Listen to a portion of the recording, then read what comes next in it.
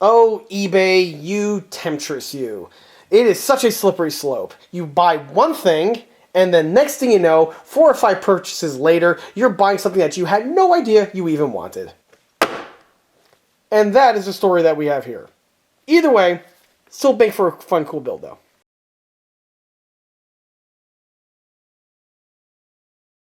Hey everyone, this is John from EastCoastArmory.com, and I'm here today with a model showcase video for this 1/72nd scale Soviet Russian Joseph Stalin 3 heavy tank. The model in this video is built for my own personal collection and is not for sale and/or purchase. However, as I often mention in these build videos, I frequently take on commission build projects from models ranging between 1/35th scale and 1/6th scale. With this model here being 172, this is outside of my normal working purview. However, if anyone is interested in the scales that I do offer commission build services in, I can be reached via the email address listed below, which is info@EastCoastArmory.com. This model here is built mostly out of the box, and in this video we're going to be giving this model a thorough in-box review. I'm also going to be going over several areas of the build to watch out for, and you can see exactly what was done to the model to bring it up to the condition that we have here. Either way, there's going to be a bunch of info coming right at you, so just sit back, relax, and enjoy. To kick this video off, let's go ahead and take a quick walk around this model. And this here is a vehicle that is so infamous it goes by several different names, depending who you ask, of course. It's either the Joseph Stalin 3, the JS3, the Joseph Stalin 3, or the IS-3. No matter which way you describe this vehicle, this was a very powerful heavy tank that was designed by the Soviets at the very tail end of World War II. The JS3 heavy tank was a vehicle that was an evolution from the Joseph Stalin II series. The JS2 was a very powerful heavy tank, again fielded by the Soviets during World War II, and replaced the KV series. The JS2 was basically Russia's answer to the German heavy tanks that they were encountering, namely the Tiger 1 and later on the King Tiger. Well, the JS3 was taking the lessons and the design cues from the JS2 and just taking it to the next level. What the JS3 kept from the JS2 was the essentials, namely the suspension, the transmission, and the running gear. All that basically was ironed out well on the JS2. However, outside of that, the JS3 was going to be a completely new and different platform. This utilized a radically different hull design and also a radically different turret design.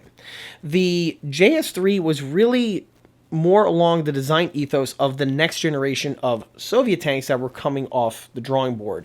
Vehicles like the T-54, the T-55, and so on kind of follow the same overall external view and design philosophy found on the JS3. This would include the Soviets' major focus on having the tank be very low profile and having an all-round UFO style of turret. And this would be in line with the Soviets' obsession of having a low-profile silhouette vehicle with a large, round UFO-shaped style turret. The Joseph Stalin 3 was radically different, though, compared to its predecessor with the shape of the hull. The hull utilized many strange angles to the sides and even to the front area, but it gave it some fantastic ballistic protection. This type of feature would carry on with the other heavy tanks that would come subsequently down in the Joseph Stalin family. The other thing to mention is with the turret, it's a giant boulder type casting, but the armament was the same as the Joseph Stalin II, which was a 122mm D25. The shape of the turret, however, definitely restricted round count, and it only had about 28 rounds stored inside. But again, this is the trade-off of having some excellent ballistic protection. The tank went through its developmental period, and then by the time the paint was dry on the very first production units that were ready to be fielded, the war ended. And this is a situation that is not exclusive to the Joseph Stalin 3, but was also shared and echoed by the other Allied next-generation tanks that were in a similar situation. However, just because the conflict ended, that doesn't mean that's the end of the story for the Joseph Stalin 3. The vehicle continued to see continuous service with the Soviet military for the next several decades to come, receiving small upgrades here and there, and also a number of them were issued out to Allied Middle Eastern countries where they did see conflict in the Middle East area, of course, against the Israelis, where the Israelis did have some difficulty with both armor and infantry with dealing with the thick armor found on the Joseph Stalin 3 tanks. Before we go any further with the video, let's go ahead and take a step back to when this model was first started in order to get a good idea on what the base starter kit supplies you with. And here's the model at the start of the build. For the base starter kit, I'll be utilizing this 1/72nd scale Russian JS3 Stalin heavy tank kit from Trumpeter. The model here is a really new addition to the stash. It came in a couple weeks ago, so there's hardly any dust on the surface. And this one here was just bumped to the front line because at the moment, I'm actually going through this little 1/72nd scale building binge, and I'm doing a quick little batch of them, so this kit here shouldn't have to wait too long.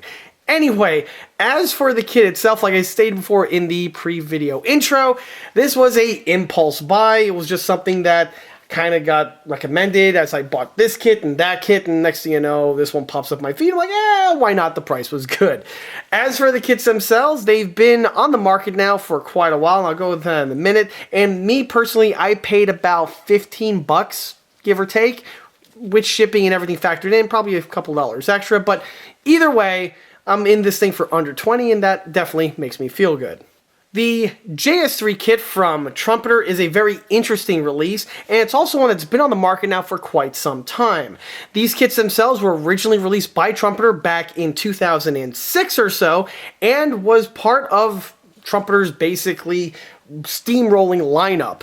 Trumpeter themselves, of course, is a Chinese-based plastic model company and have carved out quite a nice niche in the marketplace, being one of the big league companies that are around.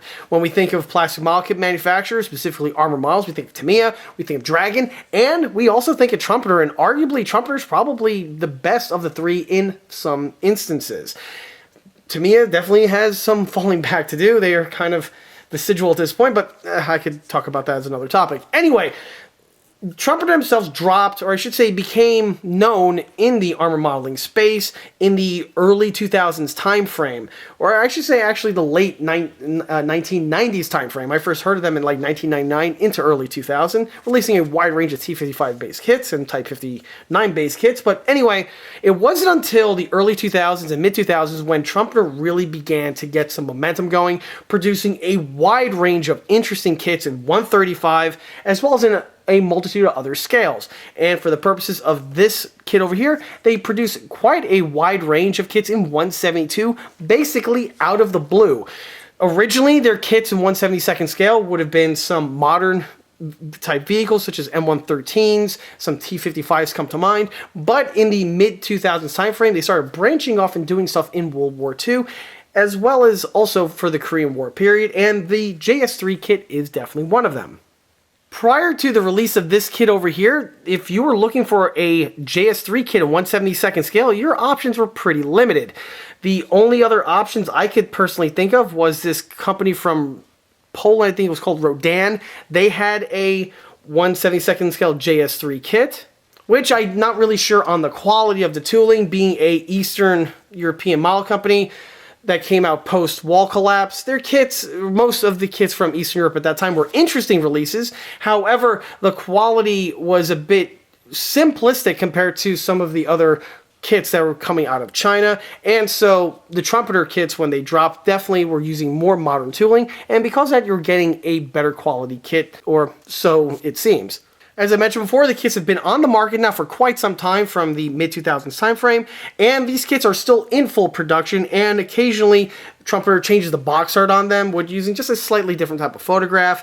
And this kit is actually using the box art from the 2011 time frame, although what's interesting to point out that the kit is marked for 2020, so obviously these things are still in production.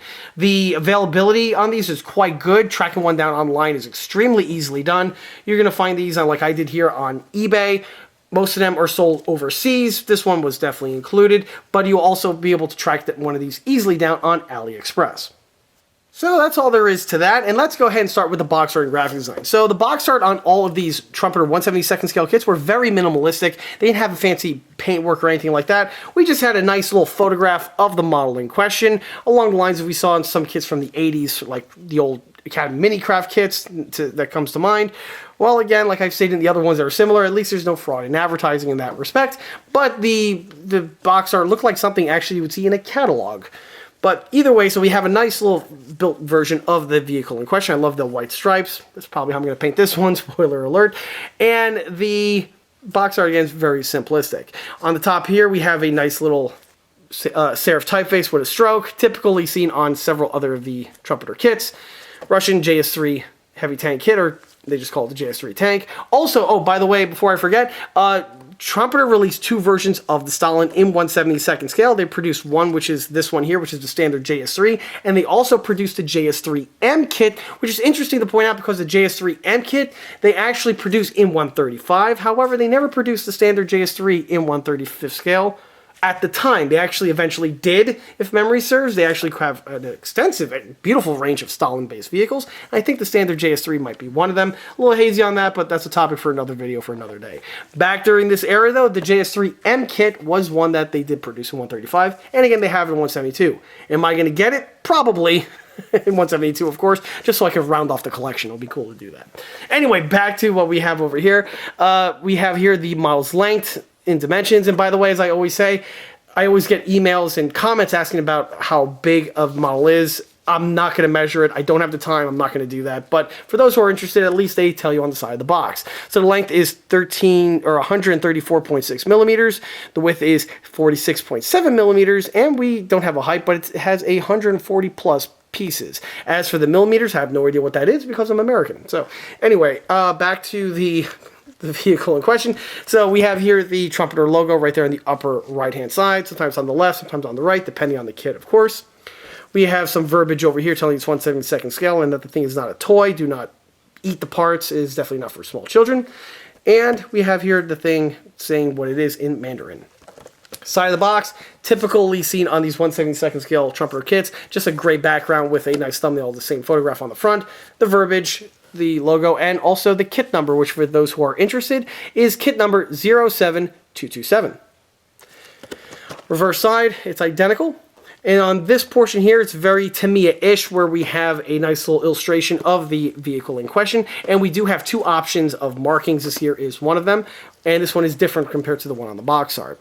We also have here a nice little brief history of the vehicle in question, as well as some corporate information telling you that the kit is it's intended for 14 plus years of age. It's an elaborate model kit. I think I should be more than capable of building this thing. I'm well over the age of 14. And we do have that nice little Trumpeter little graphic over there, which is used on all their other kits. And it's also used on their subsidiary companies as well, such as Hobby Boss and iHeart Kit. Barcode right there. It's made in China, of course. We have another sample drawing of the IS-3 on the opposite side. Only the brief history is written in Mandarin. And here we have the corporate info. Like I said before, this one is labeled for 2020, even though the kits are much older than that. Okay, so opening up the box reveals the kit contents. We have the instructions here. We'll go over that in a moment. I will say the instructions are quite thick for something in 1/72nd scale.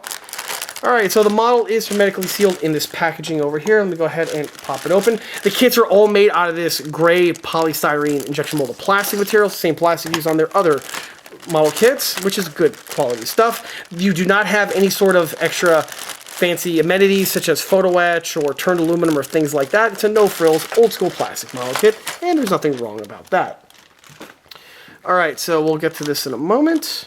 Ooh, okay, so I'm wrong. There are some amenities. We have here some wire metal handles, which is a very nice touch. Specifically, since one of the more iconic bits of the JS3 are the handles around the turret, and as you can see, they are metal wires, so I stand corrected, which is a very nice touch I will circle back to.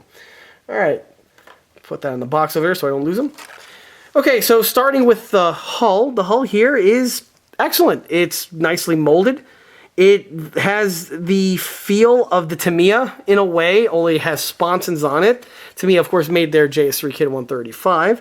As for this one over here, it has the look and feel of the JS3, of course, has all the lower hull detail fittings, and it's funny, it's like I'm getting Tamiya vibes from it, like they took the Tamiya one and scaled it down. This is something that we've seen in the past from Eshi, for instance. They were known to do that back in the 80s, and this one here kind of reminds me of that, although it may be new tooling, but it is something that does come to mind. As for the quality, it's very nicely done. We have separate molded swing arms right over here. We do have little indication points where the swing arms line up, which kind of reminds me of the Tamiya one. But other than that, it appears to be nicely done. We have here the front idler mount adjuster right there. The detailing of the armor plate is also present. I like the fact that it has sponsons on it. That's a nice touch. A lot of times they skip on sponsons. Not so much with the Trumpeter kits, but a lot of other kits out there, sponsons are optional. And I like that they molded in. It makes for a nice, more solid, appropriately built model. The geometry on the lower hull is very nicely rendered, as I stated before. We have here the final drive mounts, and we have here the various holes for the bits of equipment that got to get glued on. Inside over here, we do have some nice little verbiage, very nicely, prominently molded, of course. It's not really relevant, but it's just one thing I wanted to mention. Alright, so that's the lower hull, and this brings us to the upper hull, and the upper hull is very beautifully rendered out. So we have here some bits of equipment that are integrally molded on, which are a bit soft, admittedly. Like, for instance, I just noticed here the travel lock is integrally molded, and because of that, of the angle, the way the molds are, you could say it's a bit on the softer end, but it should be more than suffice for the job at hand. Once the panel line action goes in there, it'll do a good job. But the engine deck here is very nicely rendered out. The grill work is nice and deep, which is what you want. Panel line accent's definitely going to sink in well over here, and it's going to look the part. We also have here the exhaust manifolds integrally molded on, so they are solid. You could argue that's a bit of a ding, but it does simplify the build quite a bit. The driver's hatch is integrally molded on as well, and so are the front toe shackles. It seems that they took a lot of parts which normally would be molded separately, but integrally molded them on just for ease of construction. Another thing that jumps out at me is that this one here appears to be a post-World War II version of the JS3. The reason why I say that is because they molded on the lockers found on the sides. The JS3, with the way the hull is shaped, it's very misleading. This looks like this is where the armor is, and that's not the case. It actually has this very elaborate shaped hull, which made it excellent for ballistics. And what you see here is actually just thin sheet metal. And at some point post-World War II, someone had the brilliant idea to be like, you know, this space over here is not really doing anything, and we can actually use it for stuff. So they actually turned this hollow space here into a storage locker for bits of equipment. And to do that, they cut little access patches into these sections over here, and they mounted on doors. And as you can see, the doors are found in these sections. For a World War II or an end of World War II JS3, this wouldn't be found on it, or from what I've seen. So for this one here, this is going to be a post-war version of the JS3. It's a little bit different compared to the JS3M, where they took this and ran with it. So this is kind of like an in-between version of the two, and that's kind of cool. The front pike nose does have its detailing integrally molded on over here. So we have some power cables here for the siren and the headlight, as well as another power cord over here for some other bits of equipment. We have here the marks for the external fuel canisters. Also the two that go on the rear as well. We do have the engine axis hatches that are integrally molded on, those two round sections. Again, they look a bit soft, but with the paint work and the weather work should work out just fine. The under portion over here, we do have two knockout marks found on the bottom portion of the tin work. It's not really important in the grand scheme of things, but it is something I do like to polish down with some sandpaper and putty, just so it makes for a more complete build.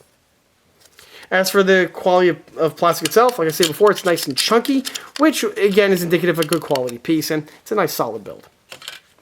Opening up the next baggie takes us to the turret. The turret is very nicely rendered out, where unlike some of the other kits that I've seen where the turret has no cast texture on it, like on their M46 or even their T62 that came out years later, on the JS3 here, that's not the case. This thing's got cast texturing on it, which is a very, very nice touch. I also like how deep the hatch wells here are molded in. That's going to be excellent for the use of the panel line accent.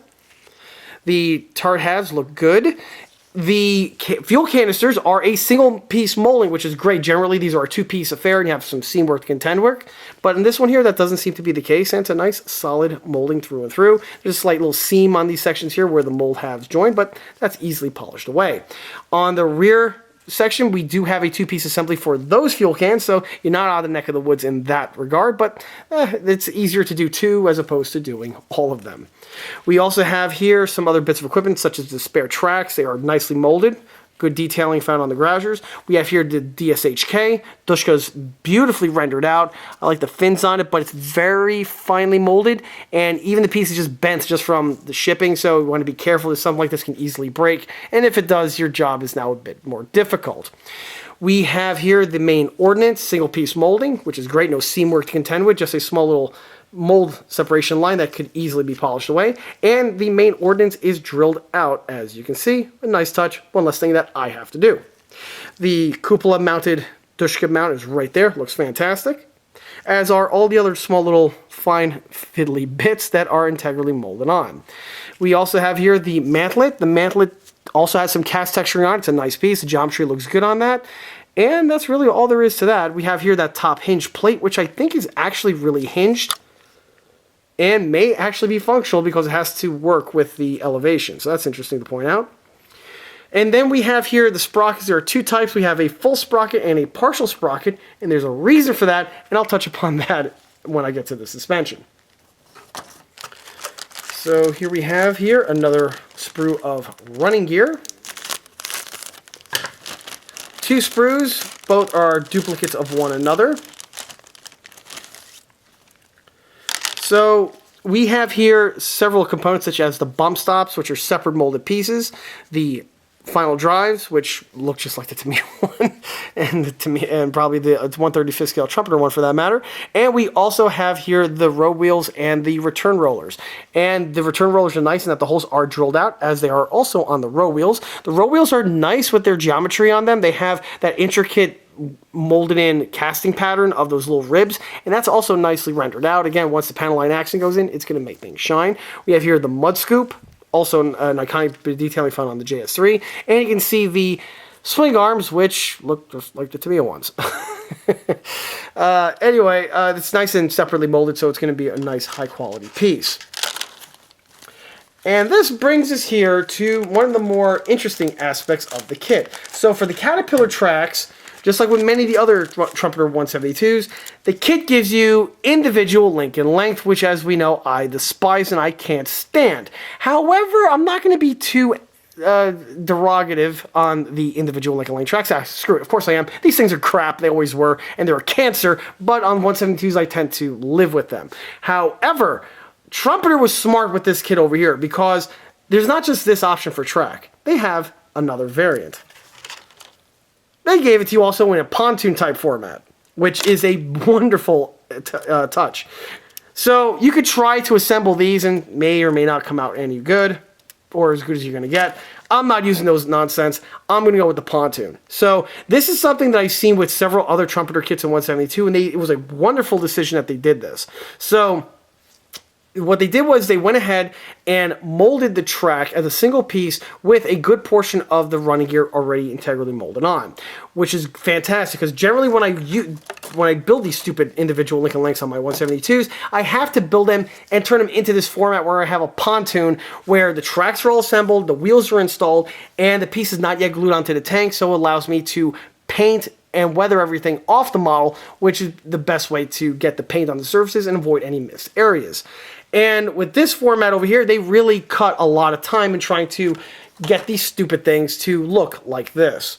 So as for the tracks themselves, they do have the return rollers molded on. Unfortunately, the return rollers are a drum type affair as opposed to the separate ones here, which are a two-piece, which are more accurate. However, for simplicity's sake, I'm definitely rolling with these ones. However, for the road wheels, they went ahead and made the road wheels a two-part assembly, which is a good way to do it, so that you have the rigidity of the ones that are integrally molded on, but for the face, you could use the good ones that are supplied on the sprue.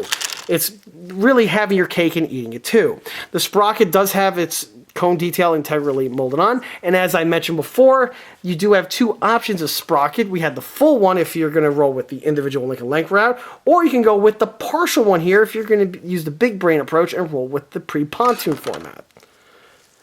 The piece simply just gets dropped on in place, and you're going to be cutting your assembly time in half.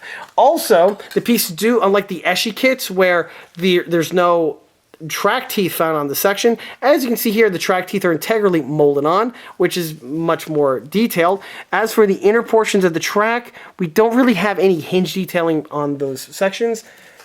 And they are found, admittedly, on the individual link and length. So I guess if you want to roll with it to have the inner track hinge detailing, you roll with this version. But if you want simplicity and the tracks to actually look good, you're going to roll with it in this format. Could I have done this? Yeah, but at the end of the day, I'm literally getting it up to the same position that we have here. So these things are not going to be used, and are just going to be wung across the shop. Also, I like the way that the swing arms are integrally molded onto these wheels over here, which again makes assembly so much easier. So let's see if I could go ahead and quickly do this on camera. Wow, abracadabra, it's basically done. So you can see just how quickly these pieces can fit on in place. I also like the way the track tension is integrally pre-timed. Again, saves a lot of work and dry time and things like that. So these tracks are actually a really smart idea. Also, these tracks are like this were also done on several other of the newer tooling trumpeter kits, such as the T62 comes to mind. And again, it's done for good reason. But if you are a Luddite, you can still roll with this nonsense if you so deem fit. Me, personally, I'm rolling with the other ones. So that's where I stand on this. Same type of track system, by the way, is also done on their JS3M kit in the same scale. The last bagged item is their decal sheet. And if I go ahead and open it up here, the decals do have a protective tissue paper on them that's scotch taped in place. And if I go ahead and carefully cut that, you can see you do have several options available. So you can render this either as a Soviet Red Army version of the JS3, or you can roll with it as Egyptian, I believe, with the little eagle found on there. You have more than enough markings for the job at hand, so more likely they are covering you in case you have a mishap or two. As for the quality of the water slide decals, it's made with your typical blue paper water slide decals with modern printing technology, and I've had some good results with the trumpeter decals in the past, and this one here, I'm not expecting any sort of issue. But that remains to be seen, and we'll see what that looks like after the model is built. Okay, so the last thing to mention is the instruction sheet. If anyone's ever built anything from Trumpeter before, their instructions have always been pretty good, I find, in the past. And as you can see, you have options on the track. This is definitely not the way to do it. This is the way to go if you actually have a brainstem. And most of the parts look like they'll go together fairly easily and effortlessly.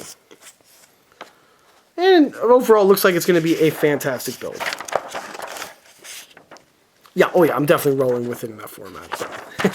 That remains to be seen at the time of filming this. Alright, so enough said, let's bounce to the shop. Jumping ahead a little bit to what I'm going to be mentioning at the end of the video, the model itself goes together actually pretty well.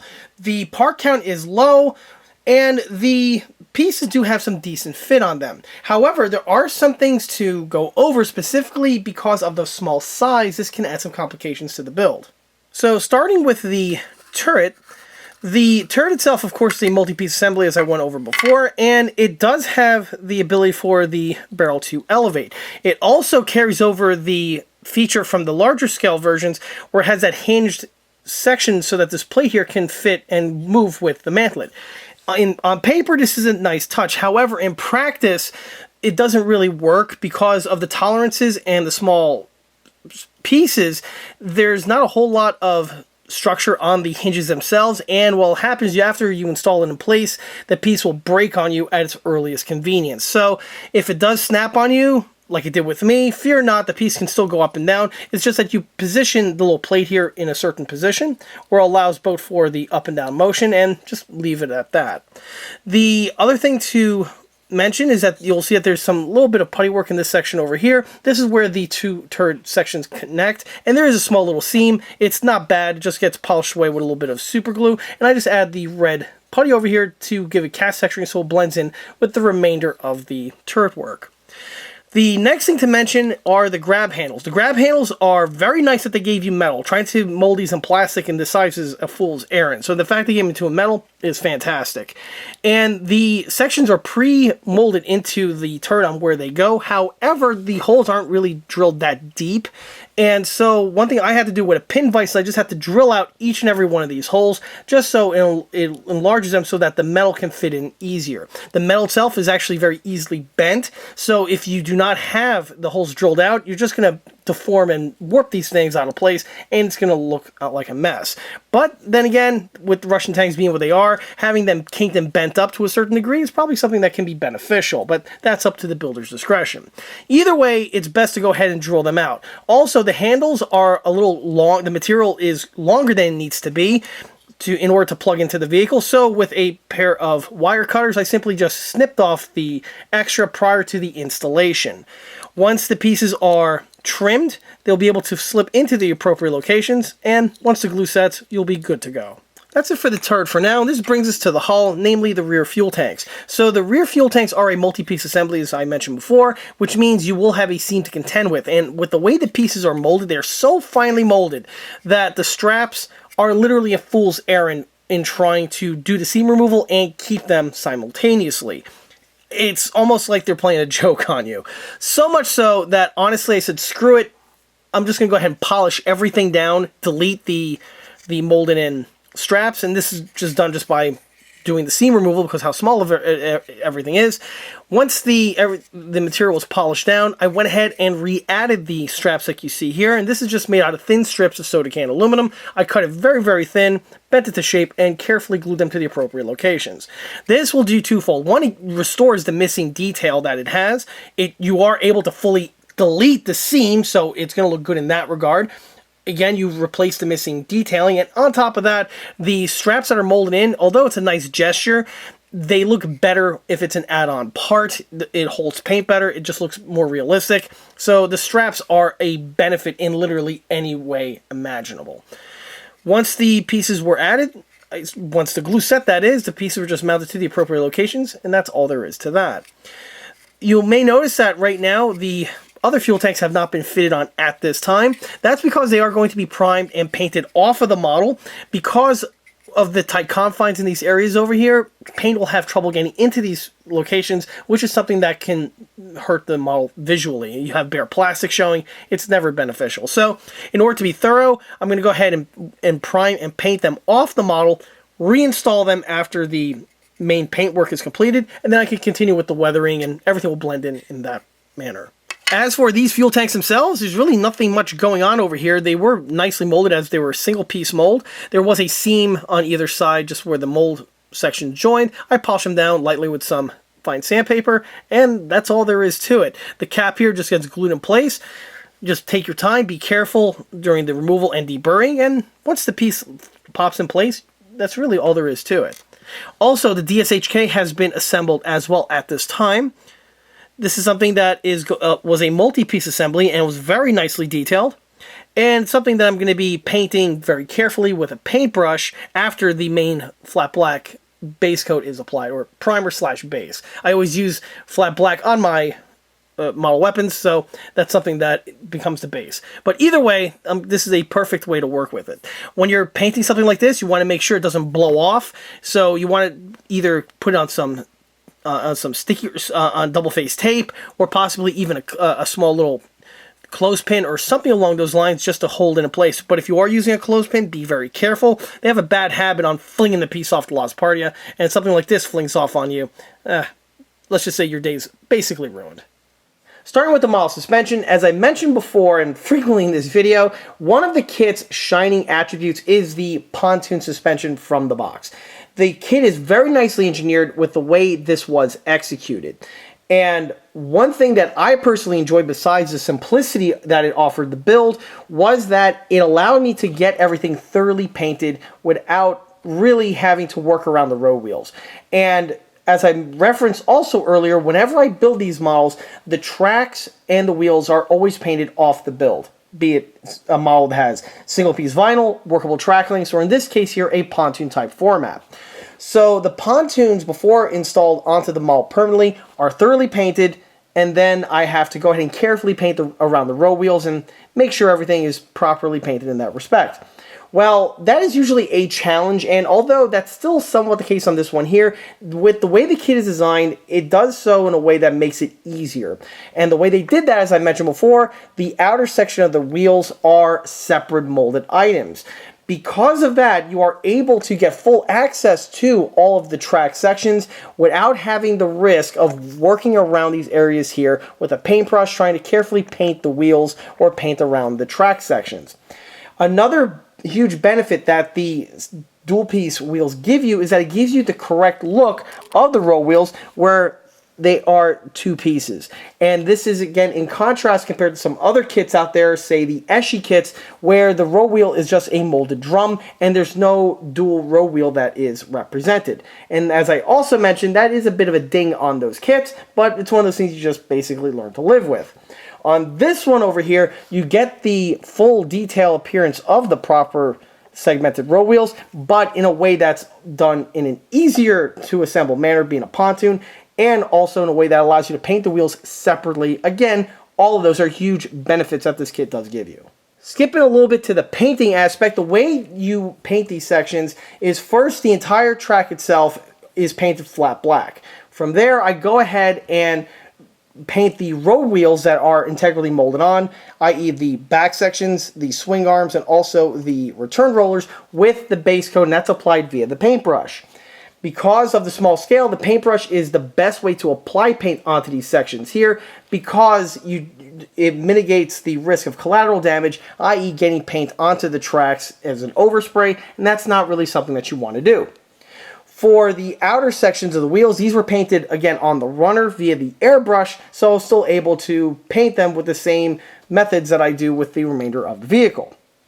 From there, the tracks and the wheels for that matter, get their weathering agents with the use of some washes, and then the tracks specifically get dry brushed with the scratched steel surfaces that you see, leading for the results that are quite typically seen on my builds. While on the topic of the scratched steel, this brings us to the tires themselves. The Joseph Stalin 3, and this is true for basically all of the Russian heavy tanks of the period, had steel-rimmed road wheels. Why this is relevant for a builder is with the tire color. So unlike, say, a Sherman or a Panther or an early production Tiger 1, where you have to paint the tires black or a rubber-type material, for the Stalin over here, that's not the case. These things were steel. So painting these are much similar to, say, a King Tiger or a late production Tiger 1, where I paint the rims with a steel coloring. Keep in mind, on the real units, these would polish very, very quickly, and within a short distance of motion, any paint or primer on the surface of those sections would chip away at the earliest convenience. So when you're weathering a vehicle like this, make sure that you paint the wheels accordingly. Same is true for the top rollers, as hopefully you can see on camera. Not really sure if it pops up in this lighting, but the top of the rollers, of course, were painted with the same silver paint that we're used to paint the road wheels themselves. Also, the teeth on the sprocket were also painted in a similar way for, again, the same reasons. As one would imagine, those teeth interact with the track, and paint will not last on those areas for very long. Also, one other thing I want to mention about paint and weathering tracks specifically is you'll notice on this build here and many other of my builds, you don't exactly see rust on the track surfaces. And this is something that a lot of model builders do out there because, well, it looks pretty. However, it's rather anachronistic.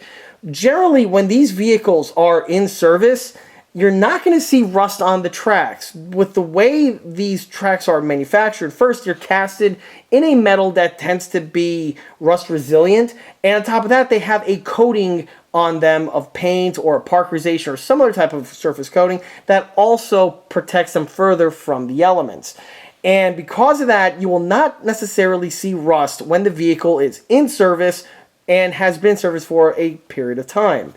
Generally speaking, these vehicles, specifically World War II vehicles, were brand new, so you're not going to see rust on any areas of the vehicle outside the exhaust, and specifically not on the tracks.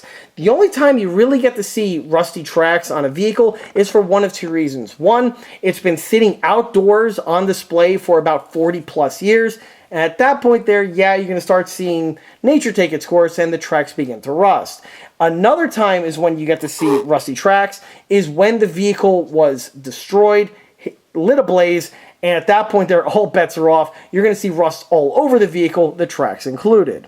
However, for basic general usage or service, the tracks generally are not rusty. The only time that you can see there's an exception to this is really with Western tanks, specifically American ones. Vehicles like the M48 or the M60, the reason why you tend to see rust on those tracks is because at a certain point those tanks were beginning to see quite extensive service, and by then the tracks were starting to show their age, and you would start seeing flash rust develop on the surface. That would wear off fairly quickly when the vehicle is driven. However, it's not uncommon to see those types of vehicles with rusty surfaces, specifically if they've been in service for about, again, 20 or so plus years. But generally speaking, rule of thumb, when you're building a vehicle and you're representing it for its normal service life, you want to avoid adding rust on the tracks. Nothing much more needs to be said about that, so let's continue with the front section. So the front area of the build, as you can see, is all stock. The only thing I do want to mention is the bodywork needs to be done where the upper and lower sections of the hull meet. You do have that iconic pike nose right over here, and there would be a seam in this section from where the two sections meet. Super simple bodywork was added in that area. I believe I just used thick super glue, maybe a swipe of red putty, but the thing was just hand polished down with some wet sanding to the smooth appearance that you see here. Once the bodywork is completed, the thing is a seamless look, as you can see here on this build. As for the other details, we have here the spare tracks right there. The tracks are mounted after the model is fully painted and weathered, and it's one of the last things to get fitted to the model just prior to the coat of the varnish. They are painted with the same techniques I just referenced. The only thing you want to bear in mind when you're mounting on the spare tracks is with the track mounting clips. You can see there's 4 of them here on the Stalin, and those of course would be part of the tank and would be painted with the same color as the tank. Bear that in mind, just don't paint the whole track and everything black. You do have subtle little details like that that do need to be painted. Also on the front, you get to see the headlights. Just a little swipe of silver paint were added to those to bring them to the look you see here. Siren, stock, nothing much needs to be mentioned there. And this takes us to the 2 little tow hooks. For these ones here, like I stated before, they are integrally molded on. So I carefully painted them with a paintbrush with a little bit of black, giving you for the end look that you have here. Just like with many of the other components that need to be painted with a paintbrush, you want to make sure your painting is on point. If the paint is too runny, it's going to run all over the place. And if it's too thick, it's going to be too chunky, neither of which are what you're looking for. So make sure that your brush is good and your paint is properly thinned out, and you should have some good results like I did on this one here. While also on the front, brings us to the bow driver's hatch. The periscope, of course, was painted in gloss black, and as were the other periscopes that were found on the turret. Even though it's a small braille scale build, a little tiny little swipe of gloss black on the periscope prisms is always an easy way to make the build look that much more polished. Shifting to the back section takes us to the bottom spare track links. Same thing like with the other one, same type of weathering, and also bear in mind the clamps that are again part of the tank. Also in this section over here, there would be again a small little seam where the upper and lower hull sections meet. Carefully take care of that, make sure you don't hit the little hinge section over here, and the build goes together actually pretty easily in that regard. The next thing to mention are the external fuel tanks. As I referenced before, these were modified from the stock original as the original straps were just not really working with the seam removal, and they were replaced with the aluminum straps. Well, now that everything is all painted and weathered, you get to see what those aluminum pieces look like in their final form, and as you can see, they really assist the build immensely. They just look crisp, and it made the seam removal job, again, that much easier. The only thing to bear in mind that when you're making these type of modifications over here is that you're on point with cutting the strips. You want to make sure the strips are the exact same width, which is something that's rather easily said than done in most cases, but if you're on the ball and you properly cut the metal strips to the right length and glue them onto the right sections, the end results will definitely be worth the work. Moving up to the rear hull area, nothing really much needs to be mentioned over here. What you see here is stock out of the box, and as you can see, as I referenced before, the paint and weathering really adhered nicely to these sections. The only thing to mention weathering-wise are the weathering here on the exhaust manifolds, as well as also the fuel drippage on the filling spouts. While on that note, on the fuel canisters, you can see the dripping effects and the sweat effects that were added to those areas as well. And this brings us to the turret, and this is one of the kit's strongest attributes, aside from the tracks, of course. The first thing I want to mention is the cast texturing. The cast texturing that's present and molded into the kit is excellent. As you can see, if the camera zooms in, you'll see that all of the cast texturing, or a good portion of the cast texturing, is still alive and well and is visible through the layers of paint. This is quite noteworthy because a lot of kits out there that have cast texturing integrally molded in tend to do so in such a fine manner that after a layer or two of paint and primer, let alone the varnish, it tends to cake it over and the cast texturing is no longer visible. With this one here, that is clearly not the case. It's nice and aggressive, and it pokes through the paint in a nice, gorgeous looking way. It really just shows just how polished this kit truly is. On another note, this takes us to another aspect that really makes the turret shine, and that is the grab handles. Grab handles on the Joseph Stalin 3 family, specifically the turret ones, are an iconic bit of detailing and will make or break you. And the fact that they roll with metal wire handles for this truly again shows the level of quality that this kit does have. If this kit would have had these pieces molded in plastic, chances are really likely I would not have used them at all and would have just scratch built my own metal handles for a similar effect that you see here. And the fact that the kit renders these parts out in this type of format straight out of the box, again, really illustrates on what this kit really does bring to the table. Also, on this portion over here, you get to see some of the details now in better light, such as the turret hatches, the hinge work, the cover plate. Also, you can see the weld beads that are present in this section over here, all of which are excellently rendered out. The periscopes, of course, are all painted with a little swipe of gloss black, as I referenced before. And again, you can see just how polished it makes the model look. Continuing aft brings us to the DSHK on its cool mounting ring. All this is stock. I just built it just basically out of the box. The only thing about the DSHK you want to be aware of is you want to carefully, I cannot stress enough, carefully remove off the sprue, even more carefully deburr it, and then basically the ammo can just gets glued on and the piece plugs into its mount. Take your time with this and carefully paint around certain items, and the piece turns out quite well. One thing about the unit, because it is a single piece molding, or mostly a single piece molding, you want to make sure you want to know what is the part of the DSHK and what is the actual mount, because obviously this is relevant for painting. The mount would be the same color of the tank, while the DSHK would be weathered and painted like any other HMG. One other thing to mention about the Dushka is with the spade grips. So the spade grips, because of the small scale, are not separately molded. So you just have this big square or rectangle here molded in the back. Well, what you could do to get the illusion that the spade grips are there is with a thin little swipe of Tamiya Hull Red. I went ahead and put a little swipe on each side that gives the look and the illusion that the spade grips are present. Remember, on these DSHKs, the spade grips would be made out of a Bakelite material, or generally speaking they are. And so a little swipe of paint in the right areas should yield for some good results, and it gives them a little bit of a color pop. It's way better than completely leaving the piece completely absent. Also, on the ammo can itself, the unit was painted with a different shade of Russian green that I have. And again, this is just done to give the model just a more color pop and to break up the monotony of having everything with the same shade of green. These ammo cans would be this type of color in real life, so it's definitely something that would be true to form. Moving away to the manlet and the main armament. What you see here is exactly what you get. No more, and most certainly no less. And that's all there is to the detailing. This brings us to the paint and the marking. So for the model's base coat, I went with the same Russian or Soviet type forest green color that are seen on several other builds that are found on this channel. The paint itself is an exterior latex house paint that I had mixed to this tint a number of years ago, and I have a gallon of this stuff and it works very well. This is a point of contention for some butthurt YouTubers out there. However, as much as they want to seethe about it, you really can't argue with the results because, well, frankly put, the results are pretty good. Specifically if you know how to use those paints. The model before those paints get applied to the surface is thoroughly coated with a primer. For my primer needs, I again roll with just a El Cheapo can of flat black spray paint.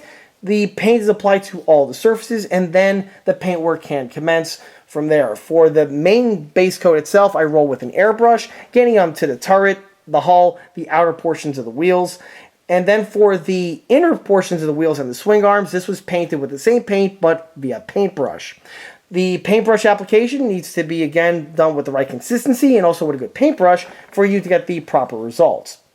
Once the base coat was added, it was then time to paint on the ubiquitous white air recognition stripes.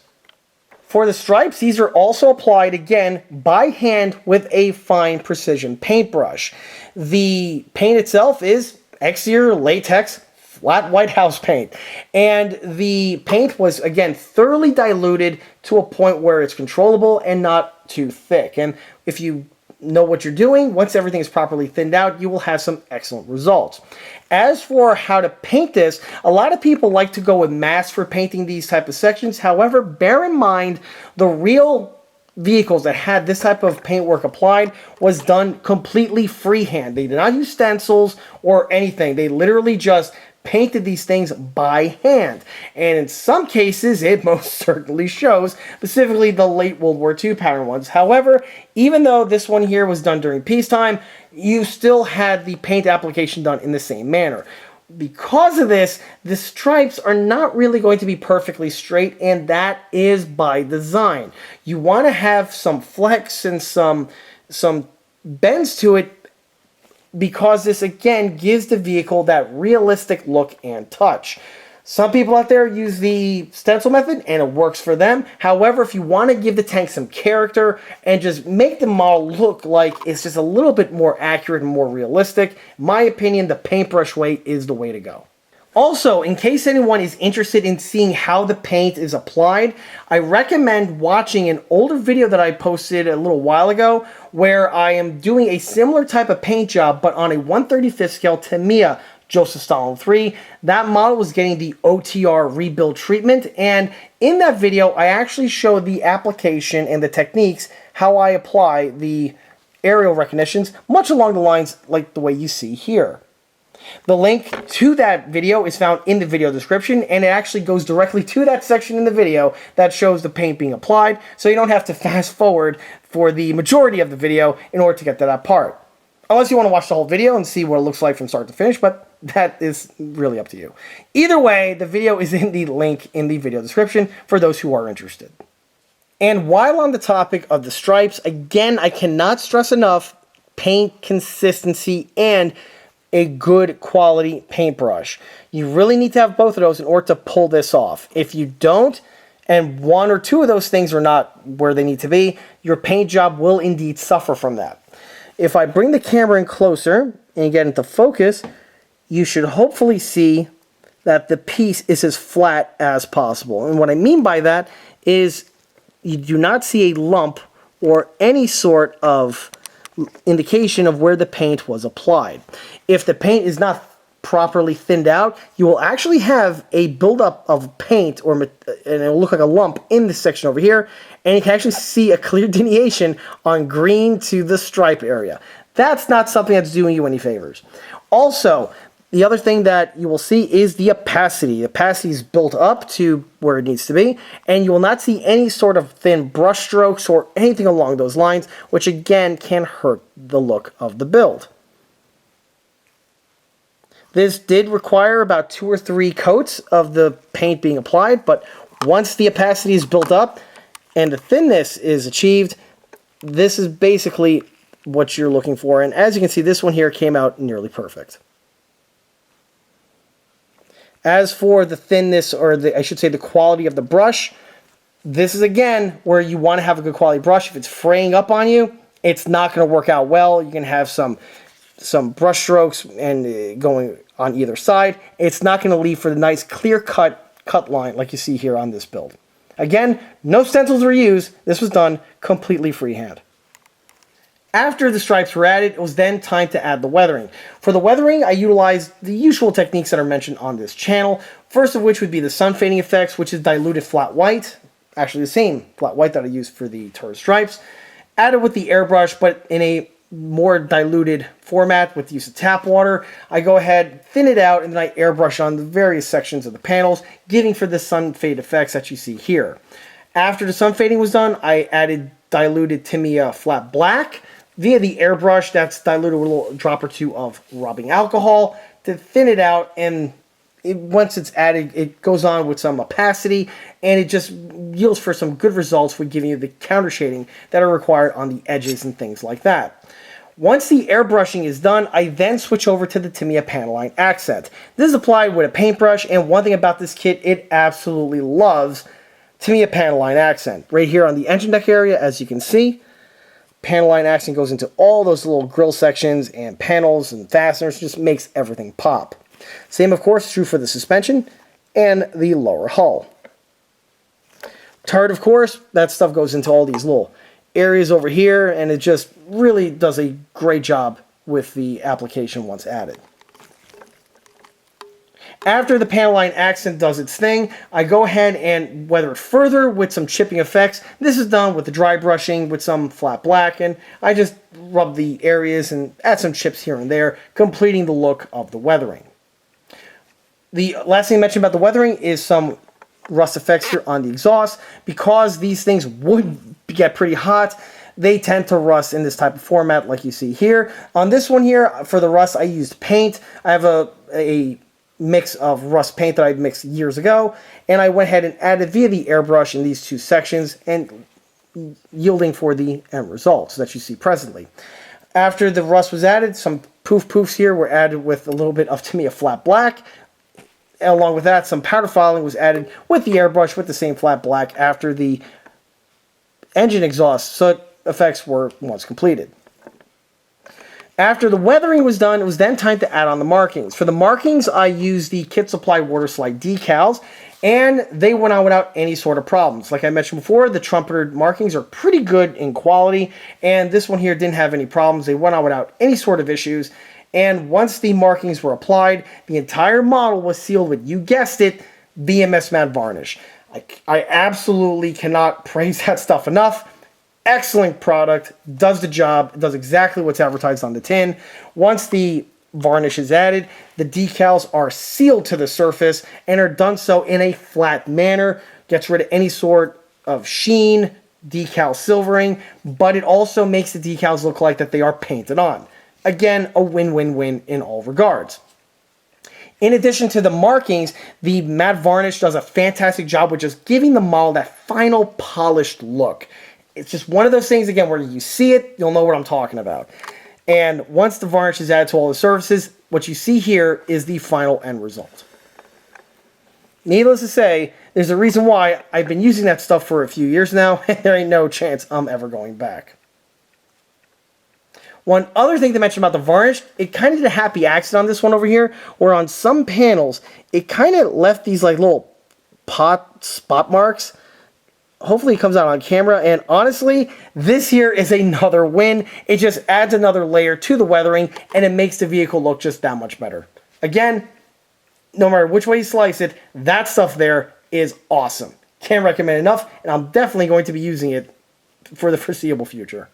And in the end, there's really nothing much more I could have anticipated out of this build that I didn't get with the final end result.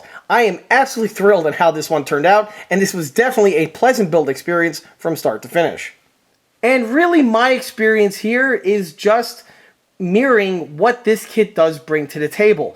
This kit does have lots of really positive attributes going to it. First, the kit is very nicely engineered. There's a lot of really cool stuff, a lot of excellent design features that went into this kit over here that balances out ease of construction and detail fidelity quite well. The other thing that this kit does bring to the table is its availability and cost. These kits here are fairly prolific and can be tracked down with relative ease. Definitely something that can be tracked down without too much problem on the internet, or if you have a really well-stocked hobby shop, chances are you might be able to find one of these floating around in the wild. On top of that, because of the mass-produced numbers of these kits here, when found, they can be had for some pretty affordable prices. Like I mentioned on this one here, I paid under $20 for mine. However, it's not uncommon to find one possibly in the wild for a little bit in the $20 range. Definitely below 30 bucks, you should be able to track one of these kits now without any problems. Which is the perfect point to swing us into, you guessed it, skill level and recommendations. So, straight out of the gate, if you are a beginner modeler and you've never touched a plastic model kit in your life before, is this something that I can recommend to you? Absolutely not. The model itself is somewhat easy to put together. However, because of some of the small fiddly bits that I've already mentioned in this video, a beginner who never touched a plastic model kit before is definitely going to have some problems. Specifically with removal of the parts off of the sprue, deburring, and then fitting.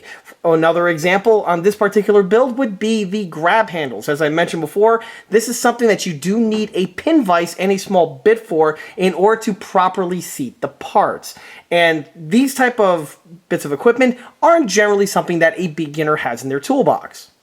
However, there is some nuance here, because even though I cannot recommend this as someone's very first build, this is still somewhat beginner friendly. If someone wants to tackle this build, say as their fourth, fifth, maybe like their eighth or so build, at that point there, this build then becomes a viable option, because by that point, chances are really good you kind of have your feel in taking care of the basics, like parts removal, parts deburring, things along those lines. And although you're not technically an intermediate builder at that point, you're still a beginner, At that point there, that's where this kit really becomes beneficial. Specifically with the tracks, this is a huge, huge win with the kit and really makes it stand above head and shoulders compared to some other contemporaries on the market that are similar to this that have those dreaded individual link and lane tracks. Because they went with a pontoon option, this immensely simplifies the build to a point, yes, where a beginner can put one of these together, with the asterisk that you've done about 3 or 4 other builds already under your belt. If that's you, this build here then becomes a viable option. Obviously, there's no way in hell I'd recommend the individual link and lane tracks to anybody of any skill set, so sticking with just the pontoon tracks that the kit does give you, this kit can be built by any of the other subsequent skill sets, or I should say skill ranges, that I generally mention in these videos. Obviously, if you're an intermediate builder or an advanced builder, you can definitely tackle one of these builds here and have a great time while doing so. Generally, someone who's an intermediate to an advanced builder tend to favor kits that are a bit more complex and have a higher parts count, which means a bit more higher detail fidelity. However, even though this model here arguably is a bit simplistic and has a lower parts count, that doesn't mean you can rule it out outright.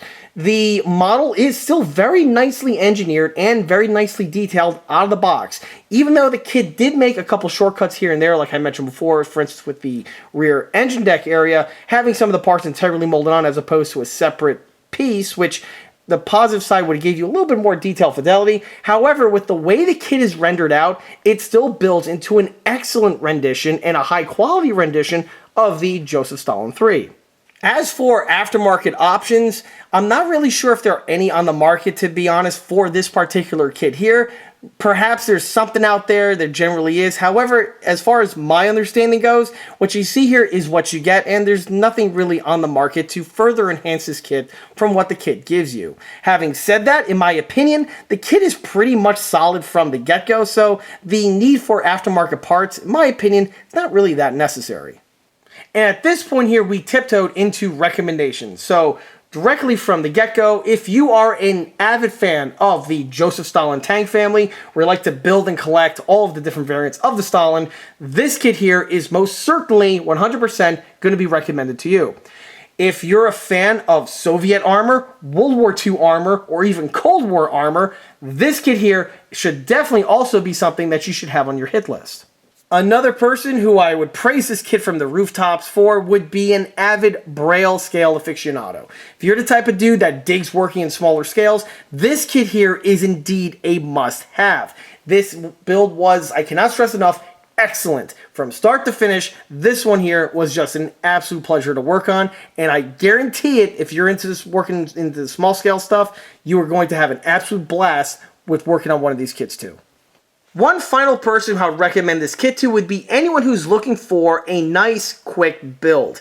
This model here went together in practically no time. Within about a day or so, I had the model fully built, assembled, and was actually about to head off into paint. And that's not really something that happens all that often, specifically when you have a model as nicely detailed as the one that we have here. As I mentioned before, I had an absolute blast while working on this build from start to finish. Seriously, I cannot stress enough how much of a joy it was from the moment I cracked off the first part from the sprue to the moment I added the last brush stroke at the tail end. This thing here was essentially a nearly perfect build from start to finish, and that's something that is really, really enjoyable to say. Because of the real pleasant experience I had with putting together this kit over here, I could definitely see myself throwing together a few more of these Trumpeter 1/72nd scale kits, as well as also tracking down the other Joseph Stalin 3M kit that's also produced in 1/72nd scale by Trumpeter. However, that of course would be the subject matter for another video for another day. And with that, that wraps up this model showcase video for this 1/72nd scale Soviet Joseph Stalin 3 heavy tank. If you like this video, be sure to subscribe to this channel, where it's a great way to keep up to date on new posted content, being small scale model showcase videos like this one over here, or the other larger scale project update videos that frequently get posted to this channel. Another way to keep in the loop of new posted content is by liking us on Facebook, where I have more photographs of this particular build, as well as posted photographs of the other smaller and larger scale builds that have been seen on this channel in the past. Furthermore, don't forget to swing by eastcoastarmory.com for more 1/6 and 1/16 scale builds and detail components. Thanks again, and I'll be seeing you all again on the next one. Take care.